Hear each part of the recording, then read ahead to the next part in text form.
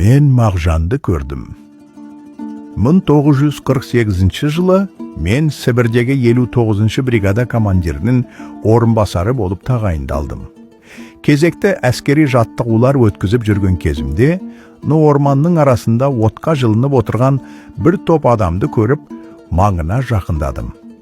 Киген киімдері бір түрлі, әсілі сотталғандар болу керек.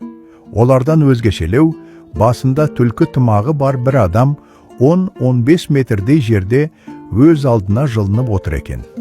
Кегінде қазақ сияқты. Мен соған жақындап келіп, қазақша «Ассалаумағалейкум» деп сәлем бердім. Ол менің сәлемімді ернін жыбырлатып қана қабылдап, түріме одырая қарады да, үндемей отыра берді. Бұл не қылған адам деп өз ойымды жинап алғанша, ол керіс қарап отырған кейінде, маған жақындама, бәлем жұғып кетеді деді. Сол кезде барып менің есіме Мағжан түсіп, оның өлеңдерін жатқа айта бастадым. Ол маған сәл жібіп, менің жағдайым қиын. Маған жақындамағаның дұрыс болады. Шамаң келсе, мені елге жеткіз деді.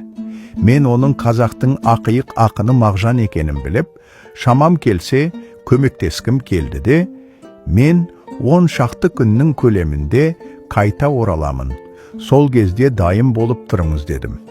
10 шақты күннен кейін уақытым болмай, қайтып келе алмадым.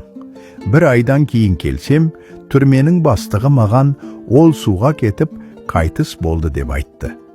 Бауыржан Момышұлының естеліктерінен.